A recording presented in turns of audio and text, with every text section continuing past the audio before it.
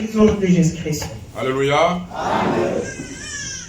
Nashukuru Mungu kwa neema yake anayotutendea mchana wa leo. Je remercie Dieu pour sa grâce envers nous aujourd'hui. Aliweza kutuchunga muda wa juma mzima. Il a pu garder chacun de nous durant la semaine entière. Anatuchunga tena usiku wa leo. Et encore la nuit d'aujourd'hui. Mais kwa neema yake asubuhi ya leo. Il nous a gardé par sa grâce ce matin. Nous sommes venus ici tous seuls. Samedi, j'étais souffrant et faible. J'étais vraiment épuisé.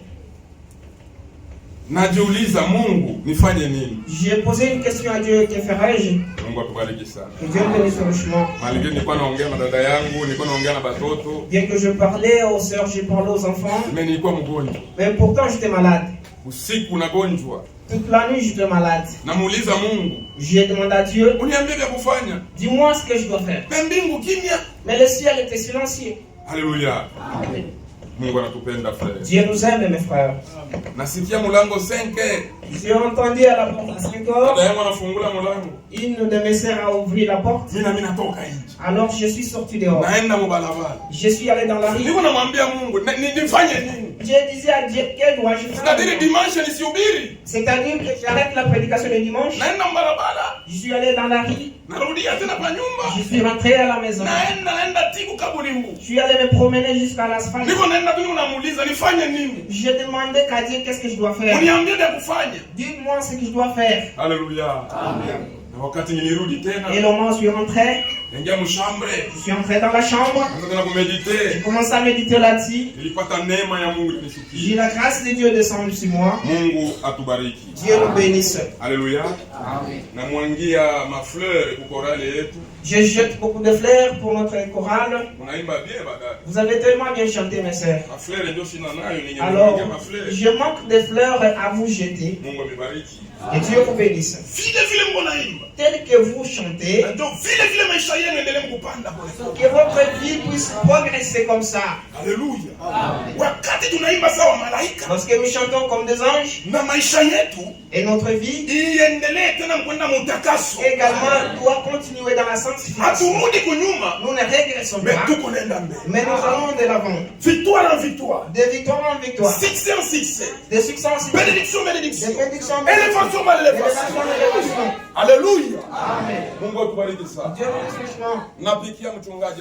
je remercie le berger pour il a accepté pour son approbation de mes devoirs. Cela ne veut pas dire que je sais beaucoup de plus que ce qu'il fait. Mais c'est la grâce de Dieu. Berger, merci. Je dis merci à Frère Kembe, la pasteur associée. Que Dieu bénisse pour cette approbation qui m'a été ainsi que tous les prédicateurs en France. Je dis que Dieu vous bénisse. Et notre Dieu nous bénisse. Je ne suis pas venu avec d'autres paroles. La parole que j'ai apportée, c'est toujours l'esprit des promesses. L'esprit des promesses, frère. On n'a plus de temps, frère. Prêcher le retour du Seigneur. Le retour du Seigneur. Ce retour-là devient comme slogan. La même chose. Mais lorsque nous prêchons cela, est-ce que les gens sont prêts? Du Seigneur, sont-ils prêts? Se sont-ils déjà préparés? Ce n'est plus le temps de se préparer. C'est plutôt le temps d'être prêt. Amen. Amen. Est-ce que vous entendez ce langage? Il y a l'effet de se préparer et l'effet d'être prêt. C'est-à-dire qu'ils ne vont pas se préparer. Il y a maintenant question d'être trouvé prêt. Nous Nous pouvons parler seulement du cancer, sida, ainsi de suite. Même être plus en mariage. Si quelqu'un veut être marié, il est maintenant prêt. Il est une toute personne. Il est aussi malade. Eko mgonjwa frère. Inalomba pate dawa. Elle est censée trouver le médecin. Dawa ni nini? Ni mapenzi ya Mungu imutimilikie. C'est que la volonté de Dieu soit faite envers elle. Mungu atubariki sana. Et Dieu bénisse. Ule wote alikuwa Paifasi. Quiconque est venu enseigner. Ayo kusema huyu Mungu Paifasi ni Mungu mzima. Sache que le Dieu ici, il est vivant. Siku ya mercredi passé, niliweza kuambia badada, j'ai pu dire aux sœurs, tujitakase, mwenye kuna madosi atengeneze. sanctifions-nous et arrangeons nos Watoto ya Mungu wanatembea kama mtakaso. Les enfants de Dieu se sanctifient. Amen. Amen. Na niliweza kutia mfano. J'ai illustré un exemple. Nasema kila wote mwenye atakuya ku prière. Avec lequel que chacun qui viendrait à la prière. Huyu akuya na kuni. Que celui-ci vient avec du bois. Huyu naye akuya na lukuni lumoya, huyu lumoya. Bois, l'autre, l'un à l'autre. Wakati tutafika hapa si bote. Lorsque nous serons arrivés ici, tous. Moto utawaka. Les feux seront allumés. Alléluia. Amen. Ni bangapi balisikia ile langage? Combien ont-ils écouté ces langages? Sasa ule mwani sikia mwili ya kubielewa. Vous avez entendu charnellement, vous n'avez pas compris. Amen. Amen. Kwa neema Mungu atufanyia. Grâce que Dieu nous a faite. Frère wangu ananibeba ku moto. Mon frère m'a pris par la moto. Tunafika munjia. Nous sommes arrivés en route. Anasimamisha ndugu moya. Il arrête un certain moment. Anabeba ku moto. Il lui prend la moto. Mimi nikala kumkongo ile ndugu kumbe. Je m'assis derrière les frères. Sasa frère ule anaanza kumwambia frère. Les frères racontaient à l'autre frère. Banasema kila mtu abebe lunkuni kwenda nalo kanisa. Chacun prend un bois pour y aller à la maison du Seigneur. J'ai entendu cela. Chacun doit prendre un bois pour amener cela à l'église. Je me suis dit, oh mon Dieu. Le frère a entendu dire qu'est-ce qu'elle dit. Il ne s'agit pas de bois naturel. Alléluia. C'est pourquoi ma sœur m'a dit, mon frère. Ainsi les paroles. Parfois, c'est il s'agit de la maisha. Wakati maisha kila mtu itakuwa norte. Na wakati tutafika hapa, moto utawaka frère. Alléluia. Alléluia. Tungo yetu kwa kumbele. Notre prédication est devant. Nakaribisha kwa wale badala na bandugu bote baba Ifasi benya babu yake mkati ya juma msimame hivi. J'invite tous les frères et ceux qui ne sont pas venus au courant de la semaine de mettre-vous debout. Baï assemblée. De cette assemblée locale. C'est bien vous qui ne venez pas au courant de la semaine. Un homme pareil à l'école, on ne pas. Est-ce que vous êtes prêts? Êtes-vous prêts? Est-ce que vous baissez les soins? Êtes-vous prêts? Frère, nous voulons hurler sur vous. Êtes-vous prêts? Ils ont refusé. Que Dieu bénisse le frère. Amen. Amen. Notre Dieu est bon. Dieu nous aime. Notre prédication est un homme appelé de Dieu. Cet homme qui est appelé de Dieu. Je disais que c'était Abraham. Alléluia. Amen. Et Abraham, il est notre père de la foi. Dieu bénisse. Tel Dieu appelle Abraham. C'est le même que Dieu te fit appeler toi et moi. Je puis dire en Genèse. Chapitre 12. Verset combien? À quel verset? Que Dieu bénisse le chemin. Et nous pouvons le lire sans tarder. Genèse chapitre 12. Cette écriture, c'est un serment pour votre vie. Lorsque vous la lisez, pour moi ni barrière ya bintu vyote vibaya kwa maisha yako. C'est le barricade pour toute chose. Mtu kuisha kuamini frère. Après avoir crié mon frère. Mtu kuisha kuitwa na Mungu. Après avoir été appelé par Dieu. Langage yote ya mbaya haina na mamlaka tena juu yako. Langage n'a pas de pouvoir sur toi. Alléluia. Mais kama ungana jambuye mkichwa. Tu t'as embrouillé. Oh mimi kama nimeteseka. Aussi je souffre. Ni shangazi. C'est ça je souffre. Ni mama. Kazi yako. C'est là ta nana. Utaonekana wewe mwenyewe. Mtoto wa Mungu wa kweli. Eko nasimama mu maandiko. Tient sur les Écritures. Mungu atubariki sana. Chakula yetu sie ni hivi Bwana Mungu anasema. Ndio chakula ya watoto wa Mungu. Voilà la nourriture pour les enfants. Alors Mungu mwenyewe alimuita Abraham. Dieu lui a appelé Abraham. Sikia sasa. Écoutez maintenant. L'Éternel dit à Abraham. Va-t'en de ton pays. De ta patrie. Et de la maison de ton père. Dans le pays que je te montrerai. Tunaweza kufunga macho. Nous pouvons fermer les yeux. Mungu uko mwema. Dieu, tu es bon. Na kupitia mapendo yako. Par ton amour, unatufanya leo tukusanyike mbele ya moto.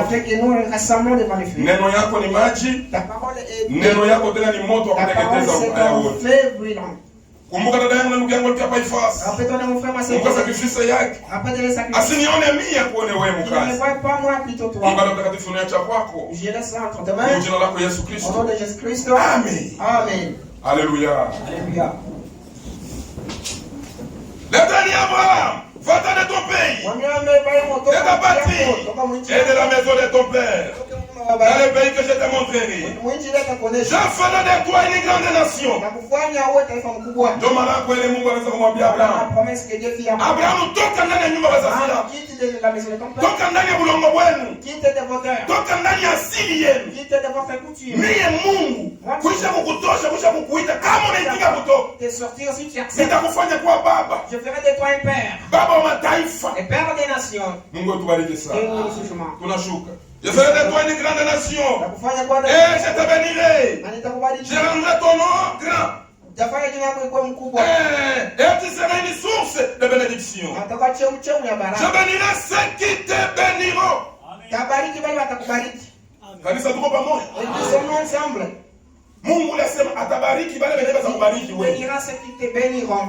Malako ile frère. C'est promesse frère. Na hii malako kwa ndugu yako wewe. Promesse c'est sur toi. Aina ya mtu mwingine ni yako frère. Ça n'appartient pas à quelqu'un d'autre mais plutôt à vous. Et je maudirai ceux qui te maudiront. Et toute la famille de la terre seront bénis à toi. Amen. Na ule mwenye tapima kukulaani wewe. Kupima kulani watoto yao. Mwenye tapima kukulaani, Mungu ndiye atamulaani. Haleluya. Amen. Mapendo ngapi dada Mungu anatupenda? Quel amour mes frères Dieu. Mungu tunaanza kulapa. Lorsque Dieu fait serment, ndio tunasema lusanzo. Si ndio lusanzo lule. ça le serment nous dit. Mungu anaanza kufanya lusanzo kwa maisha yako. Fais le serment sur votre vie. Mais wewe mwenyewe uko unatembea na boka. Il jure mais toi-même tu marches avec. Mtu anakuambia utaona, unaanza kulia. Tu verras tu commences à pleurer. Mtu anakuambia utaona. Quand tu dis tu verras. Wewe unaenda unatia réunion kwa famille. Tu vas convoquer une réunion. Oh aliniambia utaona. Il m'a dit je vais. Nilipatikana ni yeye. Wewe na Mungu Abraham. Unaanza kutremble. Commence à trembler. Mungu atubariki sana. Dieu bénisse le chemin. Na huyu Mungu tuliweza kusema nini? Et avec ces liens nous Ni Mungu mwenye kugeuza. c'est un Dieu qui transforme. Mungu kama anaita mtu frère. Dieu appelle quelqu'un. Mweta yote alimkuta. Dans n'importe quel Wakati ule mtu anaitika kutoka. parce que cet homme accepte. Mungu wako anamgeuza. Dieu le transforme. Amen. C'est pourquoi Abraham. Ainsi Abraham Wakati alitoka. lorsqu'il fut sorti. Tunaweza kusema tena tangu kwa mwili. Quand il est dans la chair. Tuko bantu tunafanya makosa. Nous dans la chair nous commettons des erreurs. Alléluia. Na niliweza kusema tena wakati mtoto wa Mungu wa kweli anafanya makosa. Sasa vile roho ya Mungu ndani yake. Ule mtu atatoka rapidement. Cet homme quittera promptement. Amen. Wakati mtoto wa Mungu anaanguka mwimani, hawezi kubakililia mzambi. Haleluya. Basi Mungu alimuita. Wakati mtoto wa Mungu anaanguka mzambi, sasa vile malako iko juu yake, ule frère ule dada akikumbuka malako ya milele anakimbia. Haleluya. Anatengeneza maisha. Il arrange la vie. Frère wangu nilihukumu. Mon frère, pardonnez-moi. Nilifanya makosa. Dada Dada yangu nisamehe. Pardonne-moi ma sœur. Nilikukosea. Alors ndio kanuni ya mtoto wa Mungu wa kweli. Ça doit pour l'enfant de Dieu véritable. Mungu alimwambia Abraham, Dieu dit à Abraham, toka ndani ya kizazi chenu. quitte de votre famille. Toka ndani ya tenke. Quitte de tenke. Si hatuna kwa Israeli leo. Nous sommes plus en Israël aujourd'hui. Tuko ndo mtenke. Nous sommes Alors hii maandiko sasa ni kutimilikia wewe mtenke.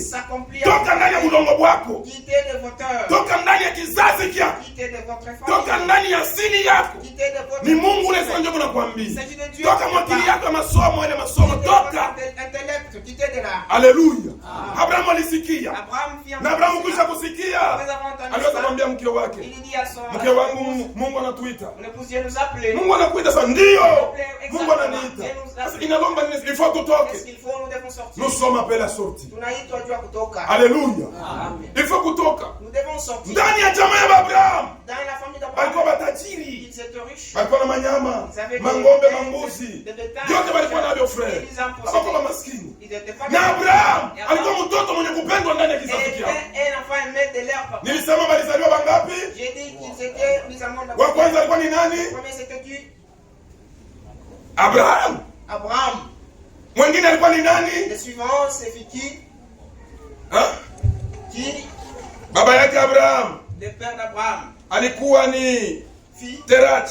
Terat. Mungu atubariki. Dieu bénisse. Uli alizala Abraham. C'est lui qui fit. Alizala Nachor. Abraham, il a. Na anazala Haran. Et il a aussi engendré Haran. Batatu. Les trois. Ndio vile balizaliwa. Voilà comment ils ont. Alors Haran alizala mtoto. Il avait engendré. Kisha kuzala Haran anakufa. Engendré Haran est mort. Ule ndugu yake Abraham Haran anakufa. Le frère d'Abraham Haran est mort. Wakati alikufa aliacha mtoto.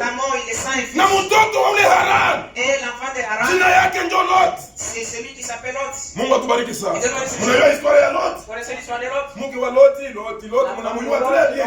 Ndio kule kwenye alitoka kule. Na baba yangu ya Abraham. Mais le papa alitoka ni Babylon. Il est sorti de Babylone. Mnajua kwa Babylon? Ni fasi walikuwa wanaabudu nini? C'est là où on adorait quoi? Walikuwa wanaabudu sanamu. Ni kule kwa Babylon. C'est là à Babylone. Ndio kulikuwa Shadrach. Il y avait Shadrach. Et Jacques. Avec Hallelujah. Amen. Ndio kule kulitoka baba yake Abraham. Il est sorti le papa. Alors histoire ya munene baba yake Abraham atukuiwa vile l'histoire des papas d'Abraham. Kizazi kia watu hivi tena kule kwa kilikuwa kilitoka. Sa généalogie, on ne sait pas d'où ça provient. Mais kilitoka kule kwa abudu sanamu. Mais c'est des idolâtres. Papa gani frère? Les païens frère. Watu wa kutokuamini. Mu mapendo ya Mungu frère. Par l'amour de Dieu. Anaingia ndani ile jamaa. Il est en train d'en anamtosha tu Abraham yemo. On a sorti Abraham tout seul. Alléluia. Est-ce qu'ici il y a un homme appelé de Dieu? Dans cette église. Oui, Kanisa. Ce matin, il y a un homme appelé de Dieu. Merci beaucoup. Mungu mapendo ya Mungu. Aliona paka Abraham ule famille.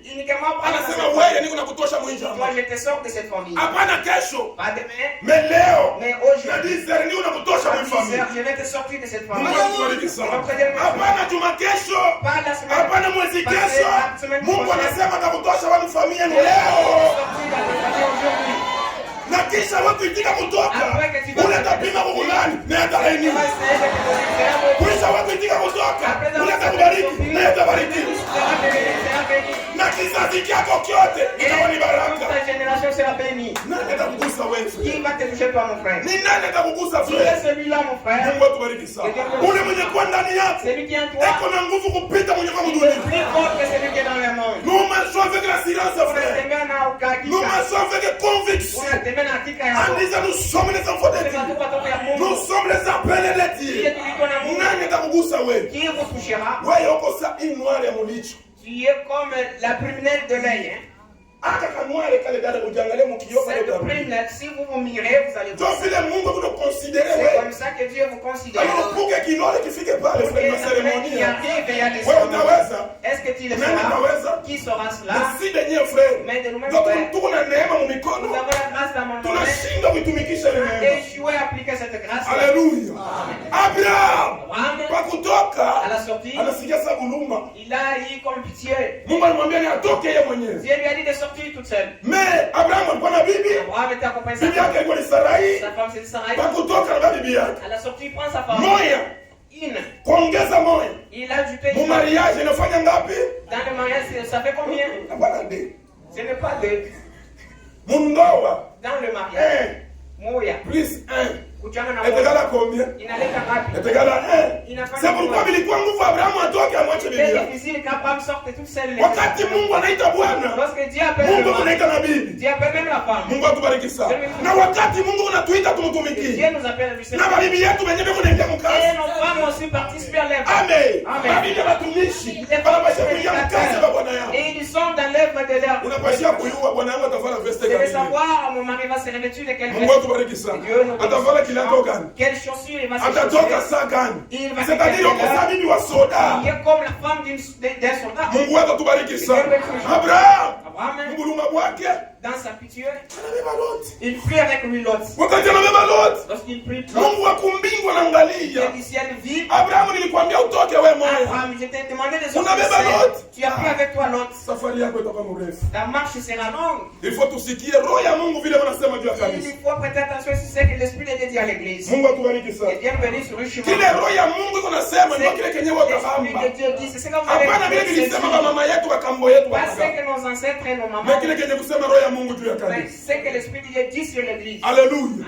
Alors Lot, Abraham anabeba Lot. Abraham prie avec lui Lot. Na bibi yake Sarah. Et sa femme Sarai. Sarai. Sa femme Sarai. Anatoka. Ils ont quitté. Mungu anamwangalia. Dieu le regarda. Unabeba tena vya dunia. Tu as encore pris les choses du Unabeba monde. tena vya chama yenu. Tu as pris encore les choses de ta Unabeba famille. vya kabila yenu. Tu as pris les ta coutume. Unabeba vya asili yenu. Tu as pris votre. Unabeba tena tribalisme. Tu as pris les tribalismes. Wewe. Toi. Unabeba tena madawa. Tu as pris encore les fétiches. Unabeba tena vya kujichanja chanja na Tu as kujifunga pris encore mkifungo. des incisions et des choses alliées. Mimi nikwambia ni wewe utoke. Je te dis de sortir. Unabeba tena vya dunia. Prends avec toi le monde. Vya dunia unabeba. Le monde tu prends. Vya Mungu unabeba. Chakula kimoja leo. Dis-toi une seule chose aujourd'hui. Leo chakula kimoja frère. Fais le choix, mon frère. Leo ni siku yako chakula hiki. Pour toi de choisir. Kama ni kwa Mungu, Si c'est ton wende frère kwa de Mungu. Dieu, vas-y. Kama ni kwa shetani, wende kwa shetani. Mtu anakufuata, eko na yule kenye kumuua. Il sait ce qui va le tuer. Kula kimoja, ujue kile kitakuua. Mange cette chose, tu vas savoir ce qui va te tuer. Haleluya. Kula kimoja frère. Manger une seule Ujue chose. kile kenye kitakuua. Avec tu saches ce qui va te tuer. Abraham anaanza safari. Abraham commence son Anaanza voyage. safari. Il a commencé Anaanza safari. son voyage. Wakati alibeba safari yake. Le temps où il prit son voyage. Ilifika wakati moja. Il est arrivé un temps. Mu Genèse 12 chapitre 5. Dans Genèse 12:5. Yeye na Lot. Lui est-ce que Bafanya kazi babo. leurs Balianza serviteurs, kugombana. ils ont commencé à se Fasi quereller. yenye balikuwa ilikuwa kiloko. L'endroit où ils habitaient, c'était minime. Manyama ilikuwa ya Il mingi. y avait plusieurs détails. Alors kukaingia trouble. Alors il fit du trouble. Hii manyama ya Abraham na ya Lot ilikuwa kufanana. Abraham et celui de l'autre, c'est Parce que bote balitoka ndani ya nyumba moja. parce que tous sont sortis d'une Bote même balitoka mudamu moja. Ils sont sortis des mêmes sangs. Mungu wetu tubariki sana. Alors ile mambo ilifika kwa Abraham. Cette histoire est arrivée à Abraham. Abraham anaangalia. Abraham regarde. C'est une occasion Il ndio wakati ya kuachana sasa na Lot. de me séparer avec Parce lui. que niko na besoin ya kuzala. Parce que la peine de kuzala, j'aimerais engendrer. Alléluia. Amen. Niko na besoin ya malako ya Mungu La inifikie. promesse de Dieu s'accomplisse. Mungu alikulaka wewe. Dieu t'a promis. Pour que malako ya Mungu ikufikie, Que la promesse de inalomba wachane na Lot. Dieu, tu dois te séparer avec l'autre. Alléluia. Amen. Na utaachana na Lot kesho. Et ce n'est pas demain que vous allez vous séparer avec Ni l'autre. leo. Il s'agit d'aujourd'hui. Ni leo C'est frère. bien aujourd'hui, Mungu frère. atubariki sana. Dieu bénisse. Alors Lot anaikala. L'autre s'assied. Abraham anaangalia. Abraham regarda. C'est une occasion. Hapa ndio bahati. Leo hii mimi ndio mtu ndio malako, niko na malako Mungu C'est alinipa. moi qui détiens les promesses que Dieu me fit. Angalia safari natembea mrefu. Regardez les longs voyages que j'ai fait. Mungu aliniambia atanibariki. Dieu me dit de Mungu aliniambia venir. niambia. Il m'a dit. Mais inabidi leo niachane na Il Lot. est censé que j'abandonne l'autre. Mungu atubariki. Aliweza kumwita Lot Il a pu appeler l'autre na kumwambia Lot, et lui dire, angalia mkini munene. regardez, c'est vaste le pays. Lot ndugu yangu. Mtoto wa ndugu yangu. L'autre, l'élevé. Mimi ndio nilikubeba. C'est moi qui t'ai pris. Mimi ndio C'est nilikutosha. moi qui t'ai sorti. Leo mimi naona trouble mu maisha Aujourd'hui, yangu. j'ai constate les troubles dans ma vie. Maisha yangu ya kiroho Ma vie spirituelle ina bloqué. a bloqué. Nashindwa kwenda pamoja na J'ai wewe. joué avancer Mimi ensemble. niko na malako ya Mungu. Mais j'ai les promesses de Dieu. Mungu aliniita. Dieu m'a appelé. Sasa leo napenda wewe na mimi tuachane. J'aimerais que nous soyons séparés. Ni nani anaitika leo kuachana na Lot Qui leo? accepte de se séparer de l'autre aujourd'hui? Haleluya. Alléluia. Ni nani anasema kuanzia leo nakatala kutembea na Lot Je pamoja? refuse de marcher avec l'autre. Mungu wangu amebariki Que sana. mon Dieu vous bénisse. Alors Lot L'autre, alikala sema ça fera rien. il s'est dit, ça ne fera rien. Anamwambia kusema Il lui dit, angalia dunia yote vile. observe le pays. Kule kwenye utachakula kwenu. Là où tu vas choisir. Ukipenda kwenda kushoto, Si tu vas aller à gauche, mimi nitaenda kuume. moi je prendrai la droite. Ukipenda kwenda kuume, Si tu prends mimi la nitaenda droite, kushoto. moi j'irai à gauche. Nilisema tena nini frère? J'ai encore dit, Mtu kama anaitwa na Mungu, si quelqu'un t'appelle, eko na assurance ya yule Mungu mwenye il est alimuita. certain de ce Dieu qui lui a appelé. Kanisa mbona nifuata? Église, est-ce que vous êtes avec moi? Mungu kama anaita mtu frère, ule mtu anatembea na assurance Celui qui marche ya kuya avec kusema Mungu aliniita. sachant que Dieu m'a appelé. Bipande, bishuke, kulonga bupasuke, mimi Mungu aliniita. Mais Dieu m'a appelé. Haleluya. Amen. Mtoto wa Mungu akaitwa lukuka. Pas Cupide. Jamaa. Envié. Sa vile Abraham alikuwa na Mungu. Comme Abraham avait dit, Ana sura yako. il a fait semblant. Anamwambia ale chakula. Il lui dit, allez choisir. Lote anaangalia. L'autre regarda. Anaangalia ile fasi ilikuwa mayani ya vert. Regardez là les paysages Anasema verts. mimi nitaenda huko. Il dit, je vais Sa vile aller kwa là-bas. Abraham ni kizozo. Comme Abraham est vraiment... Sa vile Abraham ni pumbafu. Atabakia mkuteseka. Il va rester en Mais mimi naenda kwa mayani ya vert na banyama Moi, je wangu. m'en vais là où il y a des herbes vertes. Mungu wetu tubariki sana. Et Dieu me bénisse. Sasa wakati lote alichakula kwenda Maintenant, huko. lorsque l'autre fille, Abraham Abraham, malgré mayani ilikuwa kukauka. quel que soit, il y avait la sécheresse. Malgré kulikuwa maibwe. Malgré qu'il y avait Est-ce que banapandaka mioko yule maibwe? est-ce qu'on peut planter les maniocs sur les Frère. Frère. Banapandaka kalanga yule ya mwalo? On peut faire germer. Utapanda matembele yule ya beto? ou soit les patates, itaota les bétons, hata wewe unasema mzima itaota. même il ne savait Mais pas. Abraham Mais Abraham, aliwe kusema il savait que wakati huyu Loti anaenda kwenye kwa bulongo wa kutipuka. lorsque l'autre s'en va à la terre fertile, Mimi nabakia fasi yenyewe na bulongo wa kutipuka. moi je reste dans une terre Mais fertile. ça vile niko na Mungu mzima. Comme j'ai le Dieu vivant, Mungu mwenye aliniita. le Dieu qui m'appelait, Mungu wa malako. le Dieu de promesses, Atafanya bulongo bulongo wa il kutipuka. a transformé cette terre étant fertile. Bulongo wangu ulikuwa majiwe. La terre qui était Unageuka bulongo wa terre noire. ça devient terre Tu as noire. nini parce que malako ya Mungu. Parce que les promesses de Ilikuwa yule Dieu Abraham. étaient sur Abraham. Mungu atubariki Le Dieu sana. connaît son chemin. Na Abraham Et Abraham, aliweza kuachana na Loti. il s'est séparé de Obitu l'autre. niko na sote niko na Il y a des sote. choses que j'ai. Mungu atubariki sana. Sasa poruki Abraham apate malako mtimiliki. Abraham est le Ililomba nini frère? C'est lui qui- Ililomba ule Mungu mwenye alimulakaka. Il fallait que Dieu qui lui avait promis. Ule Mungu mwenye alimwambia Et atoke. Dieu qui lui avait demandé de sortir. Ashuke tena Il mkazi. descend encore à Kisha elle. yeye Abraham kuachana na Loti. Après qu'Abraham soit séparé de l'autre. Twende mu Genèse chapitre 17. Allons-y dans Genèse chapitre 17. Mpaka pale penye kuna mabibi. À ceux qui Genèse ont chapitre le Bible, 17 Genèse 17, na tunasoma. nous lisons. Lorsque Abraham fit âgé de 99 ans, Wakati Abrahamu alikuwa na miaka 19, l'Éternel a apparu à Abraham Wamilele akamwonikiankia et Abrahamu lui dit, na kumwambia, je suis le Dieu tout-puissant. niko Mungu wa uwezo yote. Je suis le Dieu Niko tout-puissant. Mungu wa uwezo yote. Alléluia. Wakati Abraham aliachana na Lot, Lorsqu'Abraham se sépara de l'autre, anajisepare na Lot. il se sépara de l'autre. Sasa Mungu anamrudia anamwambia sasa, Alors, Dieu niko Mungu wa nguvu yote. je suis le Dieu tout. Sasa nataka kufanya sababu ya kufanya kwa maisha Je yako. vais maintenant produire des produits ici toi. Mungu atubariki sana. Marchez devant ma face Tembea mbele ya uso et wangu. sois intègre. Na ukwe mnyofu. J'établirai mon alliance entre moi et toi. Tafanya agano na wewe. Mungu sasa anasema nitafanya agano na wewe. Dieu promis de faire une alliance avec Kuisha toi. kuachana na Lot. Après que tu Mimi Mungu nitafanya agano na leo na wewe. ferai avec toi une alliance. Et je te multiplierai Na nitakuzidisha à l'infini. kwa siku mwisho. Nitakuzidisha wewe. Je te multiplierai. Kizazi kyako. Ta Watoto yako nitakizidisha bila mwisho. postérité sera infinie. Mungu atubariki sana. Dieu bénisse ce chemin. Unashuka frère. Nous descendons. Abraham tomba sur sa face. Abraham akanguka. Et Dieu lui parla en disant, Na Mungu akamwambia, voici mon alliance angalia agano que yangu. je fais avec toi. Ile nitafanya na Tu wewe. deviendras père d'une multitude de nations. Utakuwa baba wa mataifa mingi. Malako ile inaanza tena kumwangika. Les promesses commencent encore à se remplir. Mungu wetu tubariki sana. Abraham, que Dieu nous bénisse le chemin. On t'appellera plus Abraham. Hautaitiwa tena Abraham. Amen. Amen. Est-ce que vous avez des Bibles? Eti muko na mabibilia yenu. Asema abata kuita tena Abraham. Tu ne seras plus appelé Abraham. Abraham.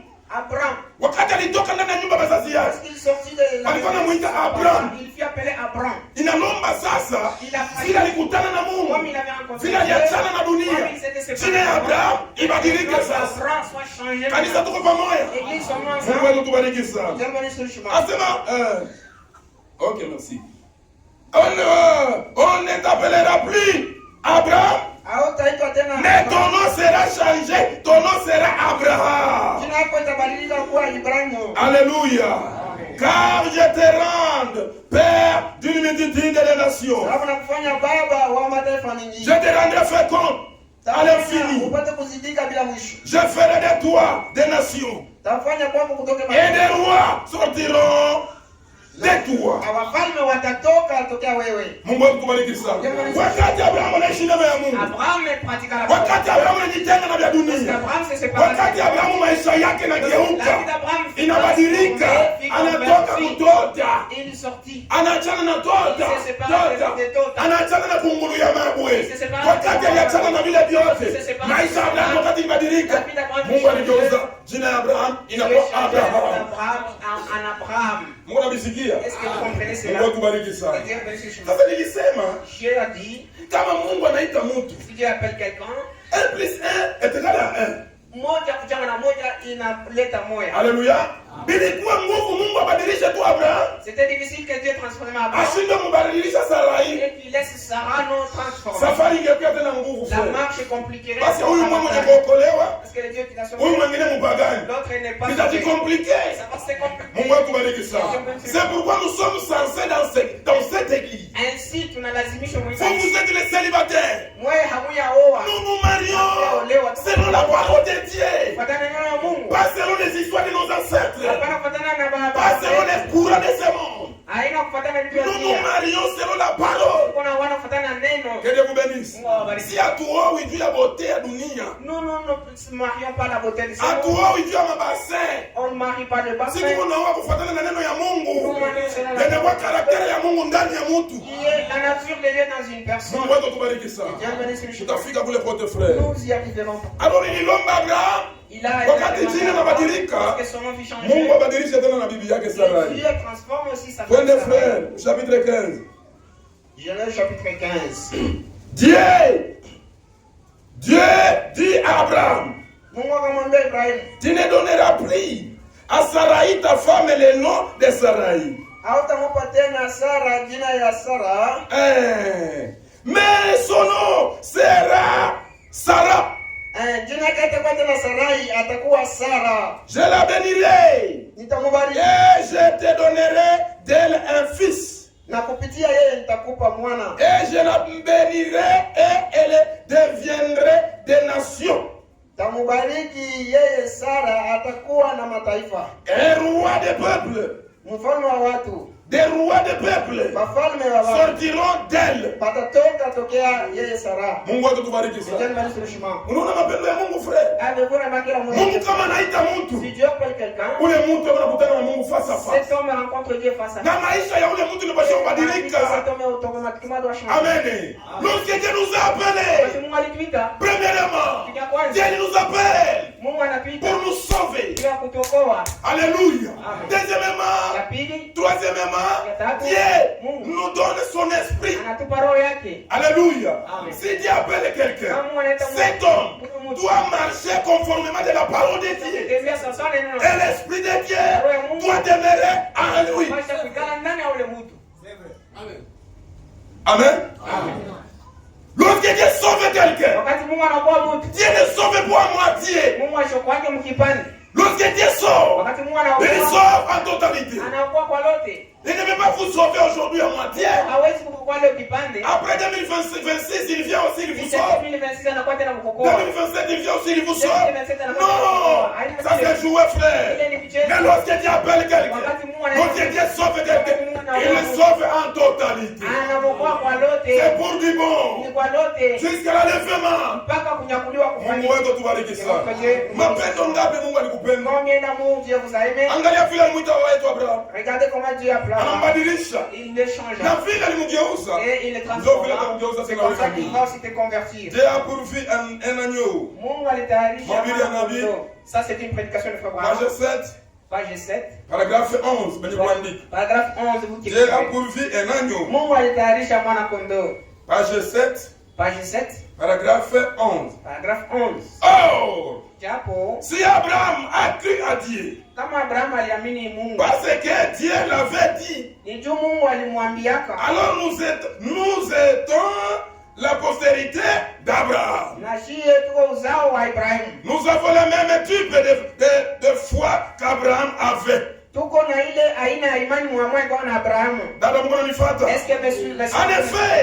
En effet, Dieu a appelé Abraham par l'élection. Alors comment vous as-tu l'appelé? Yeye alimuita kwa kupitia mchakula. Sasa wewe na wewe na mimi alikuita je? Si tu vas tout Abraham. Sommes-nous encore là? Kama yeye alimuita kwa mchakula wewe sasa. Abraham fut appelé par na wewe na mimi na sisi tuliitwa kwa mchakula. Nous sommes appelés par élection. Haukuja hapa bure frère. Je ne viens pas par hasard. Kuja hapa kwa ifasi. Mungu aliua hapa misingi ya Mungu hajaumba. Connaissez avant. Aliua leo Mungu yako tengia hapa ifasi. Vous savez qu'aujourd'hui tu es en c'est pourquoi nous prêchons avec la silence frère. Nous connaissons les dieux qui nous a appelés. Les dieux qui nous a appelés. Ne mentis pas. Alléluia. Les dieux qui nous a appelés. Il est plus fort de sa parole. Les dieux qui nous a appelés. Il est tout puissant. Les dieux qui nous a appelés. Il est plus fort que tous nos ancêtres. Mungu wetu tubariki sana. Mais au contraire les frères, pas tous les wenye kuamini. Les gens aujourd'hui qui abapendi bantu babayue kebeko ba Kristo. Ils ne veulent pas que les gens sachent identité comme chrétien. Toi, tu es déjà Christ. Mais on peut ne veux pas que les gens sachent que tu es chrétien. Mais ça, ce n'est pas la parole de Dieu. Les signes, lisons le prophète. Les signes, page 11. Paragraphe 69. Vous avez beaucoup de gens veulent être chrétiens. Et ils aimaient à le faire en secret. Amen. Amen. Watu wanapenda kwamba kuwa Kristo. Les gens veulent être chrétiens. Mais Mkristo wao wanapenda kufanya kwa secret. Christianisme là être dans les mkufichama mafwefwe. Watu wasikuliwe kwa Mkristo. Que vous ne soyez pas connus comme chrétiens. Pour que personne ne sache qu'ils sont chrétiens. Abapendi mtu ayue aseme ba Kristo. Les collègues qu'ils ne fréquentent, certains d'entre eux pensent. Barafiki bale wanatembea nao wengine wako na wazia. Eh bien, regardez. Mwangalie. Je veux être un chrétien. Mais je ne veux pas qu'un tel le sache. Lakini sipendi mtu fulani ajue. Mungu wetu kubariki sana. Unapenda kwa Mkristo. Vous voulez être chrétien. Mais upendi mtu fulani ajue kile kwa Mkristo. Alors que vous ne voulez pas que quelqu'un d'autre sache que tu es chrétien. Merci. Eh bien, vous voyez ça? Ce n'est pas le christianisme. Le christianisme doit montrer son signe publiquement. Amen. Je répète. Le christianisme doit montrer son signe publiquement. Lorsque Dieu vous a appelé, vous êtes devenu un chrétien, un enfant de Dieu. Et votre vie va lui.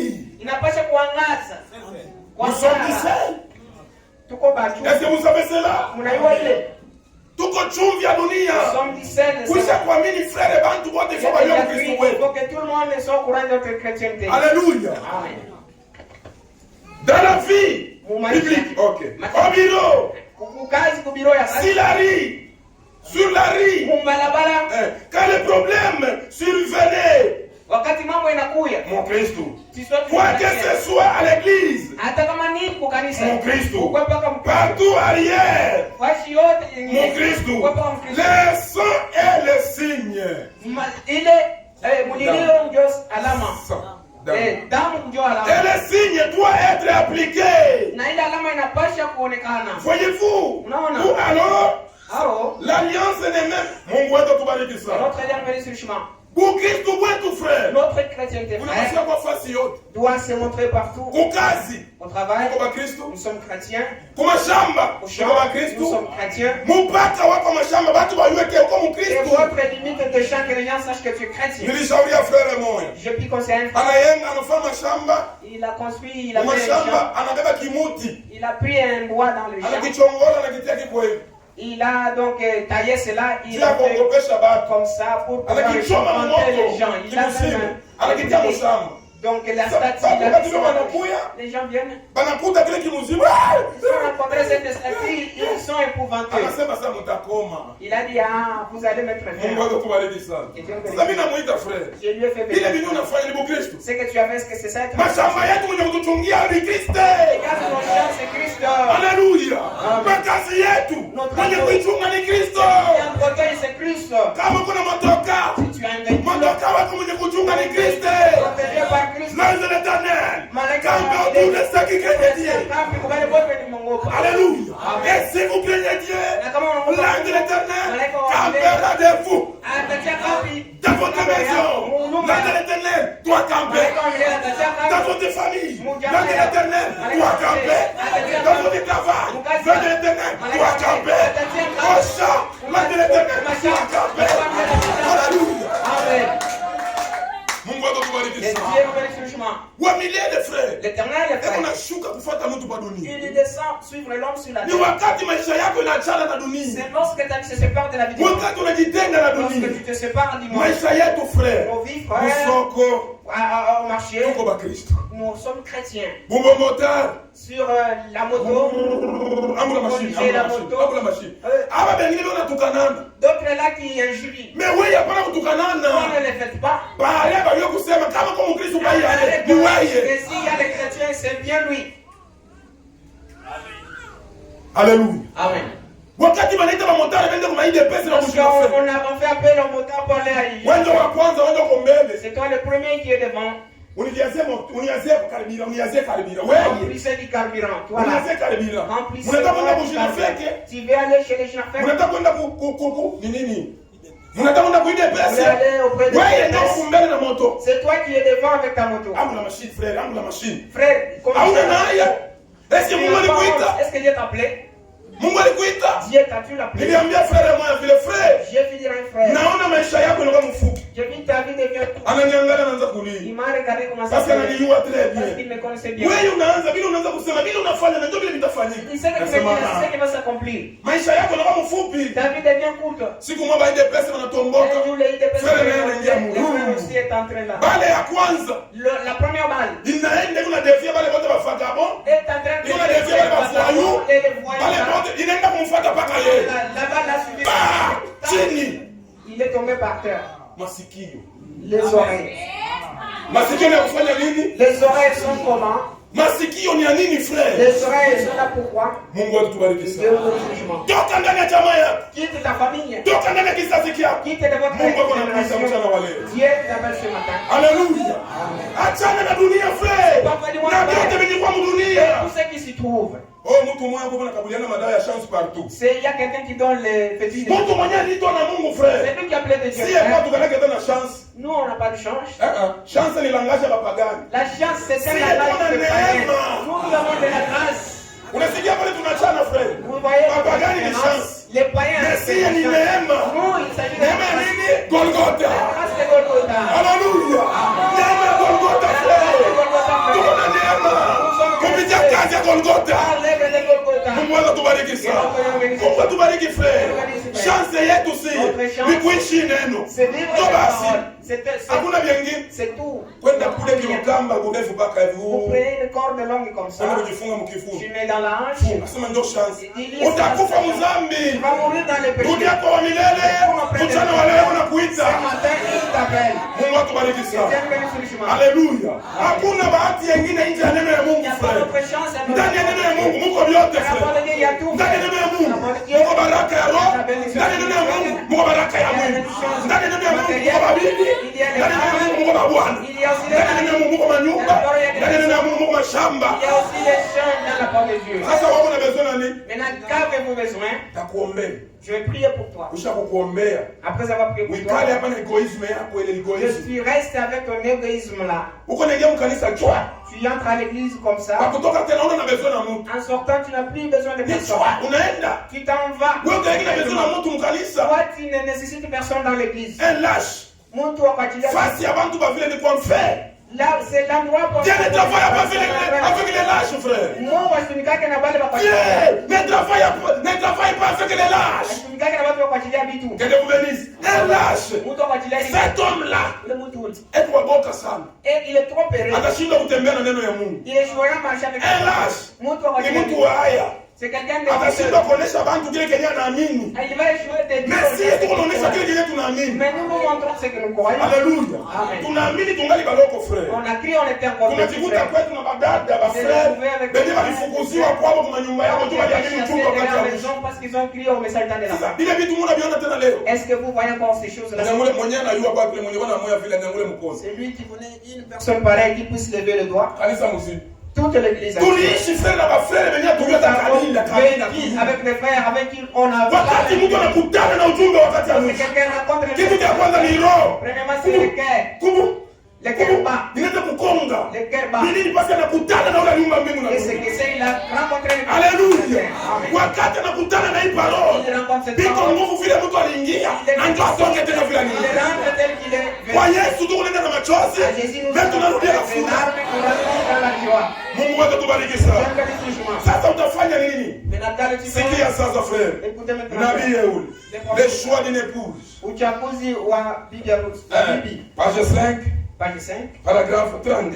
Paragraphe 31. Dans bien des domaines de la vie. Mumakazi ya maisha. Il nous a donné la possibilité de choisir. Banatupa ile uhuru ya kuchagua. Le mode de vie lui-même est un choix. Na kuishi tuko kwenyewe ni uchaguzi. Nous avons le droit de suivre notre propre voie. De choisir notre propre manière de vivre. L'instruction est un choix. Nous pouvons choisir soit de faire des études, soit de ne pas faire les études. C'est un choix. Le bien et le mal, c'est un choix. Tout homme, toute femme, garçon et fille doit choisir. Mais ce n'est pas demain, mais c'est aujourd'hui. Alléluia. Et quelque chose d'important. Merci beaucoup. Votre destination, 34. Votre destination éternelle est un choix. Et peut-être que ce soir, certains d'entre vous, ok, merci beaucoup.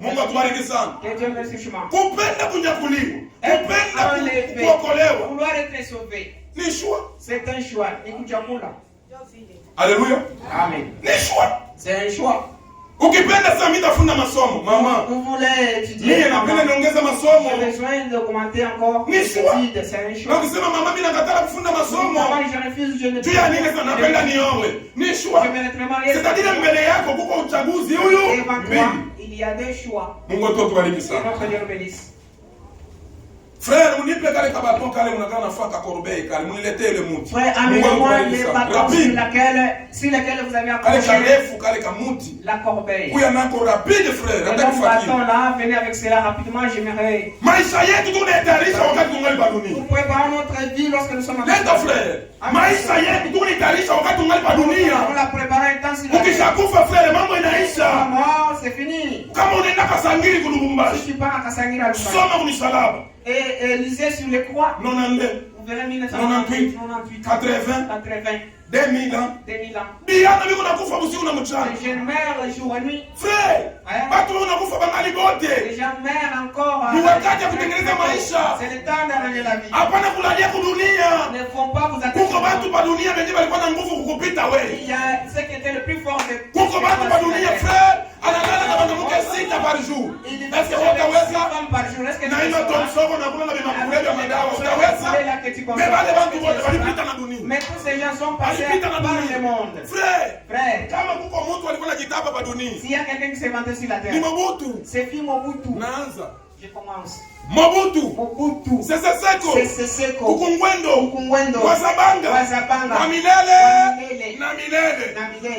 Majina ngapi? Combien de noms? Kama ningia mchama moya. Si dans une famille. Vous êtes anabeba upundu, anabeba na upundu mwingine. Il prend tout le monde. Nani mwenye atasimama? Qui va se tenir là? Mungu atubariki sana. Mais Mungu alimwachia masiku. Mais Dieu lui avait laissé. Wakati alifika kusema niko wa milele wa milele. Lorsqu'il disait je suis éternel. Malaika kumbingu asema Seigneur. L'éternel au ciel est. Unitume nene niuwe. Seigneur, envoie-moi nene nimalize. Alléluia. Mungu atubariki sana. Wa milele asema acha doze. Il a dit non. Doze. Wale anaeneza 19 ans. Lorsqu'il a fait anaeneza 20 ans. Kiburi kinampanda. Wa milele na milele. Je suis éternel. Sasa Seko. Sekula. Kama mtembea na fimba. Na tia kama ile na ngana bere rouge. Na biengine kwa zamani mnayua. Bere rouge na nini? Connaissez bere rouge kwa mobile. Mungu atatubariki sana. Alors wakumbingwa na ngali. Alors le Dieu c'est le regard. Petit. Kijana. Unajiona una kwa star. Toi tu te considères comme star. 25 ans, 30 ans. D'accord, 25 à 30 ans. Anaenda tu 35 ans. Il est allé jusqu'à 35 ans et tu es arrivé là. 32. Wakati anafika mwa 38, Mungu angalia ni uwe nifanye nini? Tubu basi akitubu. Tengeneza maisha anakatala. Asawa anaita mzee kabila kupori. Ale wewe mwenye place. Mungu atubariki sana. Avant qu'il quitte, avant qu'il meure, tous les chefs, tous l'ont fui, tous les malades, tous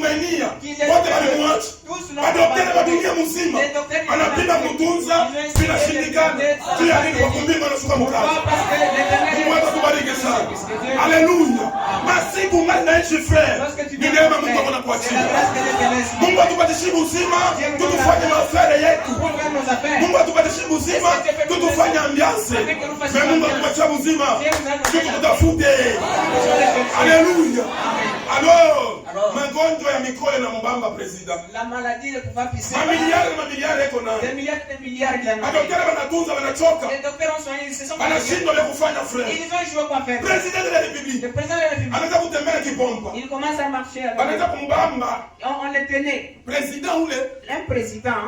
Mobutu. Sasa mgonjwa wa Zabanga wa milele na milele. Anaweza kutembea na gongo. Il marchait avec un bâton. Ouais, c'est notre champion. C'est toi le champion, n'est-ce pas? C'est quoi qu'on a pu faire? Les jours viennent, frère. Mobutu anaweza kutembea na gongo na Mobutu marchait au moyen. Anaisha frère anabaki. Il a fini, il est resté là maintenant. Huko kuna saki ya mikoyo. Il avait aussi. Iko najishukia leo yenyewe. Anafika huko. Mungu atubariki sana. Sasa wewe hauna damu ni mfano Mobutu alikuwa. Il n'atteint même pas les niveaux de mort. Anakupa neno. T'as donné la parole. Unaangalia sasa kuna vile vya buchungu. Tu regardes comme si tu prends des choses amères. Sawa mwenyewe unasikia sawa usikii. C'est comme si tu entends ou bien. Chef de quartier, akuyume. Tu n'es pas connu de lui. Administrateur wa territoire, akuyume. Tu n'es pas connu. Haujulikani hata fasi moja.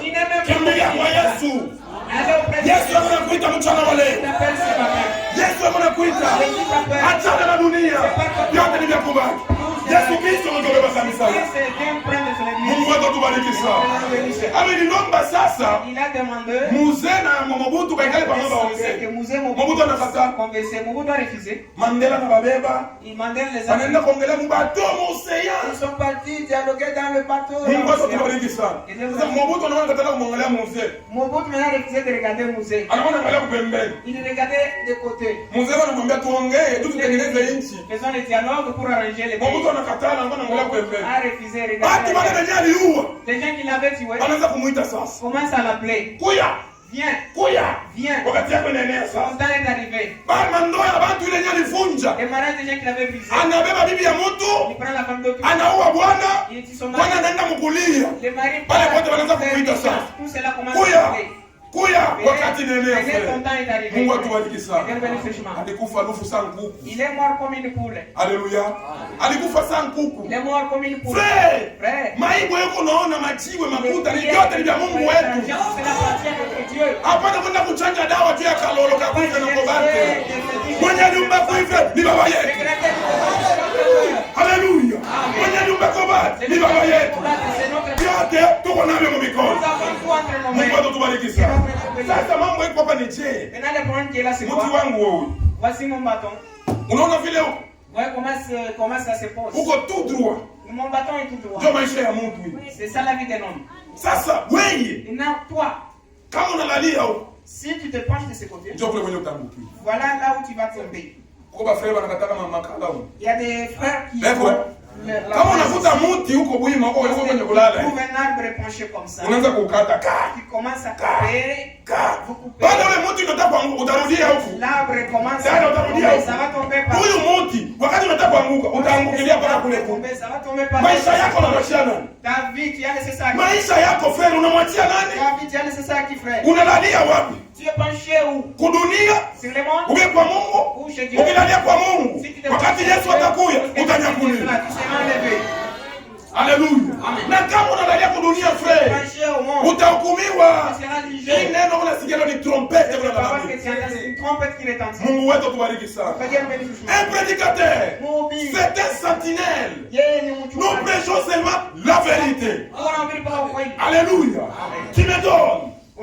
Tu ne me donnes pas. Mais moi, je vais prêcher seulement la vérité. Qu'il neige, qu'il plaît, seulement la vérité. Mungu atubariki sana.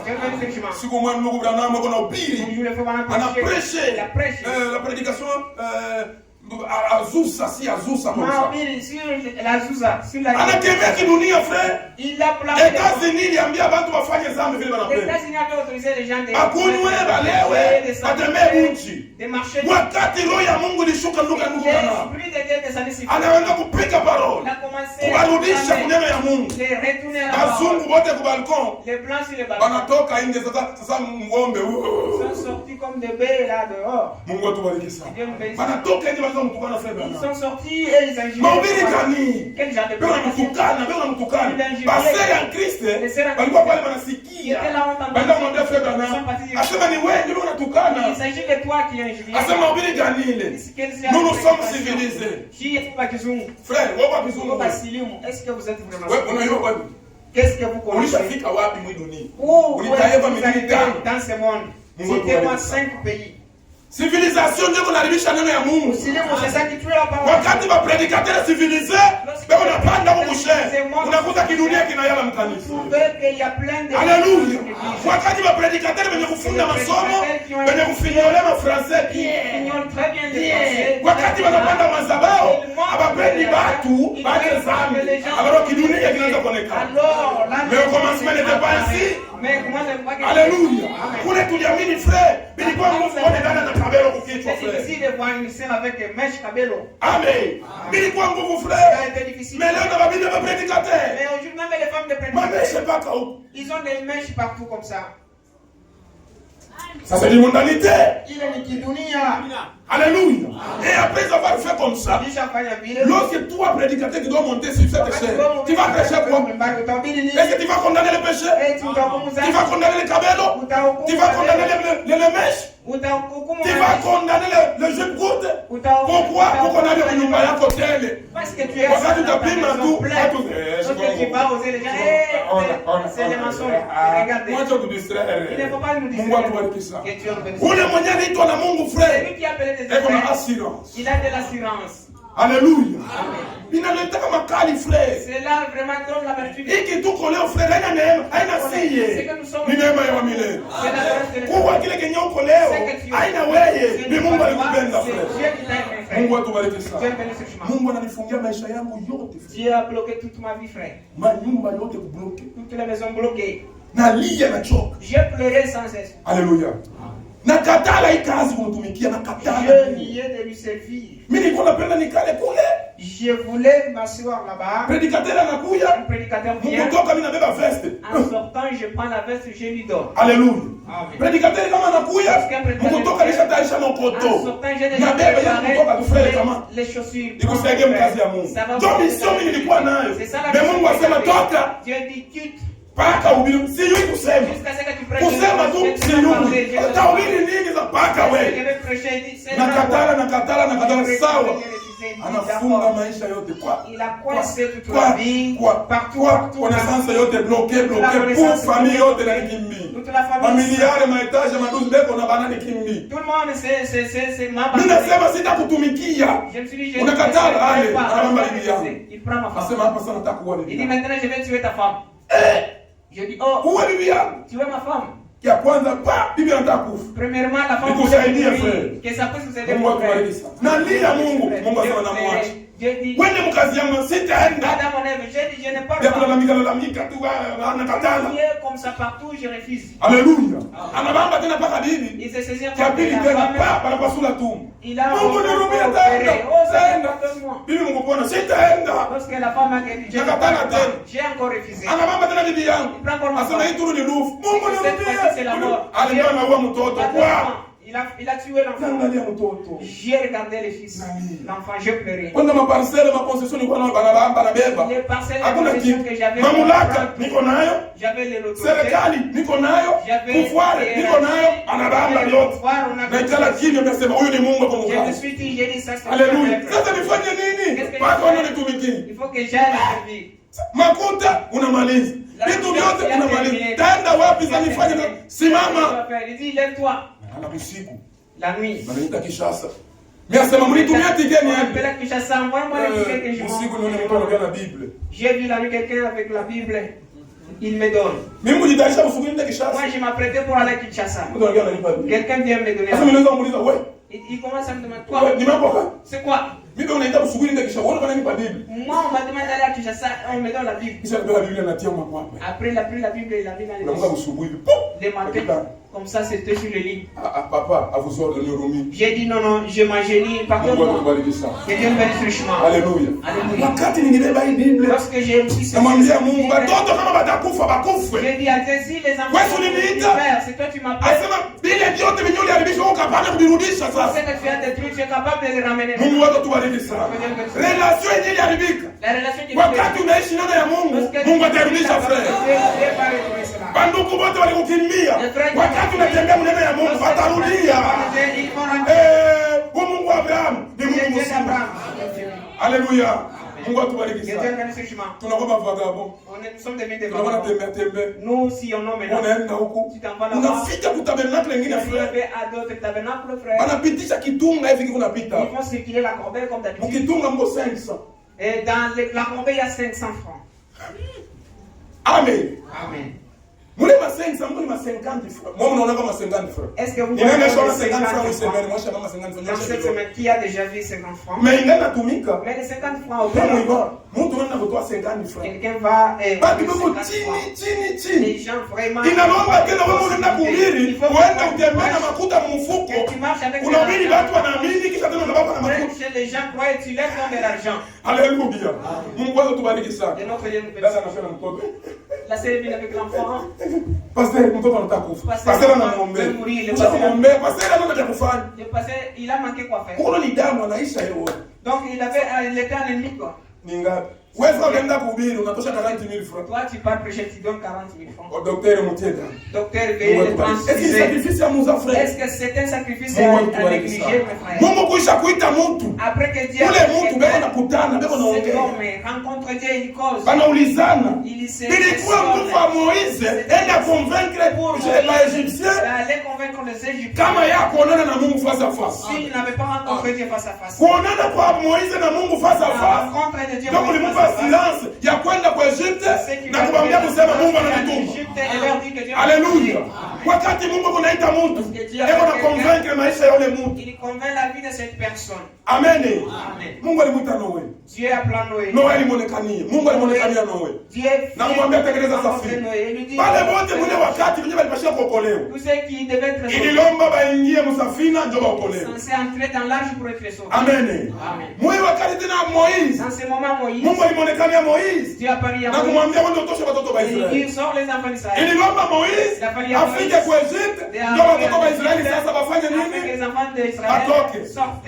Moïse alionekania, Mungu alimonekania Moïse. Dieu a parlé à Moïse. Mungu wakati alishuka, malaika wakati walishuka, ndio kwenda kusabote Sodoma na Gomora. C'est là où on a saboté Sodoma et Gomorrhe. Malaika walishuka frère, walikutana mbele na Abraham. Ils ont rencontré Abraham. Alléluia. Abraham alibaona face à face. Hakukuwa histoire. Il n'y avait pas d'histoire. Mambo ya Abraham naacha pale. Alipita wanaenda ku Sodoma. Il est passé à Sodome. Wakati walifika kusabote Sodoma, neema iliingia ndani ya nyumba ya Lot. Vile vile neema inapenda kuingia ndani ya nyumba yako magharibi ya leo. Mungu atubariki sana. Mungu alimonekania Lot. Lot anasikia message yeye leo nakula. Asema hii parole inaachana na ile tulikuwa nasikia. Hii neno inaachana na ile makambo wetu tunaonesha. Mungu atubariki sana. Mungu anabambia mtu anakaribisha neno ndani ya nyumba yake.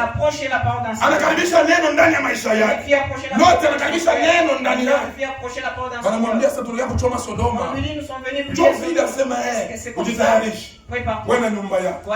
Magharibi ya leo dunia hii itaiko na inafika kumwisho.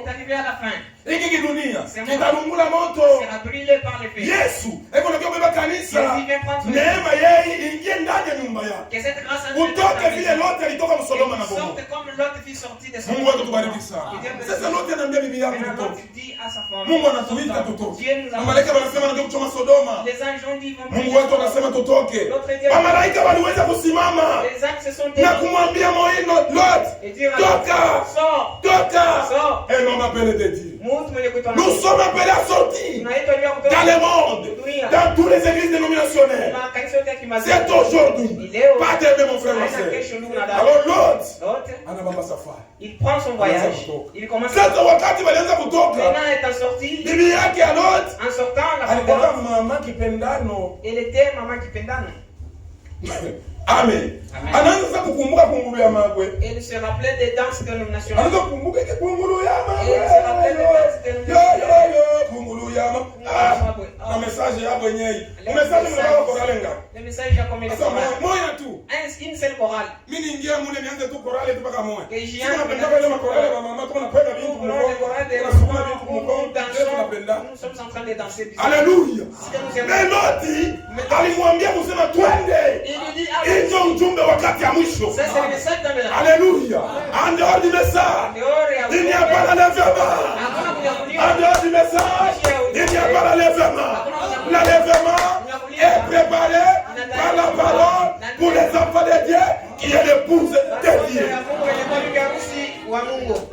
Alléluia. Amen. Sa famille n'a trop. J'accepte, je sors. Il commence la courir. Il commence à courir. Allons-y.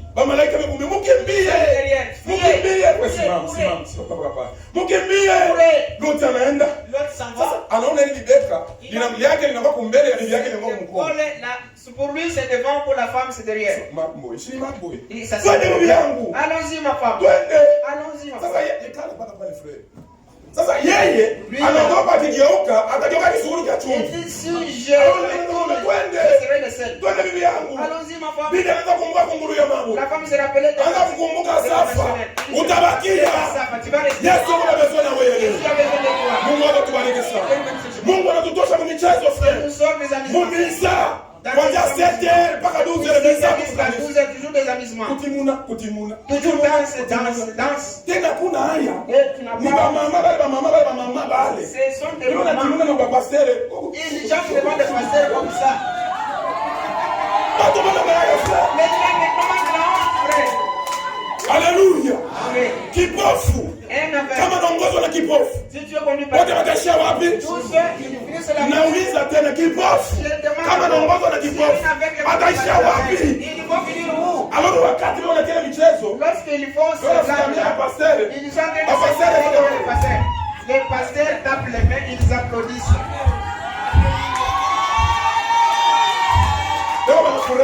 Ils sont vraiment dans la joie. Il s'incline devant Dieu. Kisha ule mama anajua kucheza sana. Après la maman qui connaît bien. Pasteur anapanda kusema. Le pasteur monte Dieu de la. Mama Mungu amebariki. C'est maman qui nous bénisse. Amen. Alors maman Chantal. Maman Chantal. Il dit maman ndio tahubiri. Cette femme c'est parce qu'elle avait bien dansé devant lui. Mungu wewe tubariki sana. Alors maman Chantal. Maman Chantal. Atafanya binduka. Qu'est-ce qu'elle va faire? Anapanda kushere dimanche. Elle monte que Alléluia, alléluia papa, alléluia. Alléluia papa. Mama. Une maman. C'est ça la colonne de la maison. Les maisons dans lesquelles nous sommes c'est nous qui sommes la colonne de la maison. Maman Chantal, maman Marie-Jeanne. Maman Marie-Jeanne. Moi. Elle accepte moi. Tout ma famille. Antoinette, commence dès il n'y a rien. La femme monte Dieu de la chair. Tout le monde dit. La place des femmes. C'est à la cuisine. Lorsqu'une femme quitte la cuisine, il n'est plus aussi une femme. La place des femmes, c'est à la cuisine.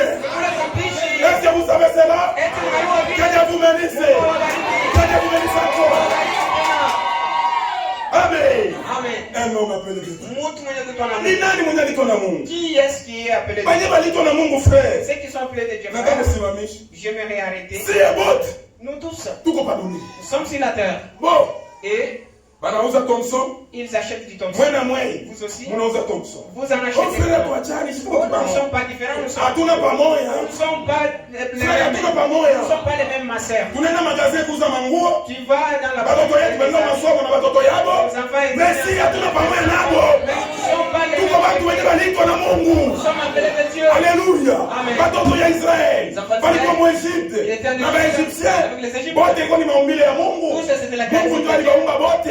Mais malgré walikuwa mu Egypte. Watoto ya Israeli. Entre watoto ya Israeli na Waegyptiens kulikuwa séparation. Il y avait une séparation. Alléluia. Amen. Kile kilifanya libasepare ni nini? Ce qui leur avait séparé c'est ilikuwa ni damu ya Yesu Kristo. C'est le sang de Jésus-Christ. Mungu atubariki sana. Tunaweza kusoma maandiko matakatifu. Lire les saintes écritures. Louis II. Kule kuko Louis II. Là il y a Louis II. Kuko na watu na Louis II. Mais malgré ça, nous sommes les appelés de Dieu. Alléluia. Il prêche l'évangile. Nous aussi nous prêchons l'évangile. Dans toutes les églises non missionnaires. Il prêche l'évangile de la croix. Mais nous montons ici. Tu n'as pas la terre frère. Tu n'as d'autres l'évangile à la croix. Nous montons, nous prêchons l'évangile du royaume. Amen. Nous prêchons l'évangile du royaume.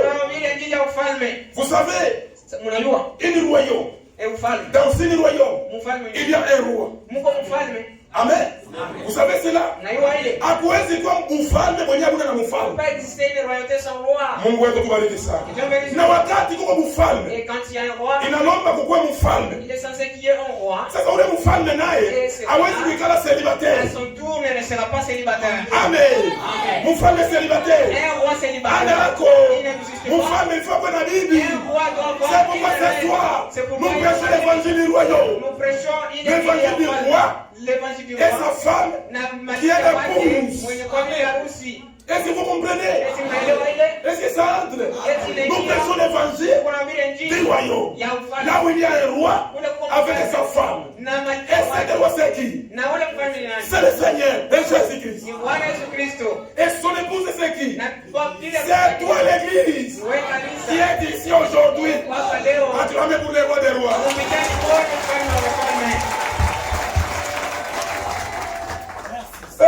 Mungu anatupenda frère. Notre Dieu nous aime mes frères. Mungu anatupenda bien aimé. Dieu vous aime mon frère. 1 Corinthiens. Apocalypse chapitre 3. Kitabu cha Ufunuo sura 3. Apocalypse chapitre 3. Ufunuo sura 3.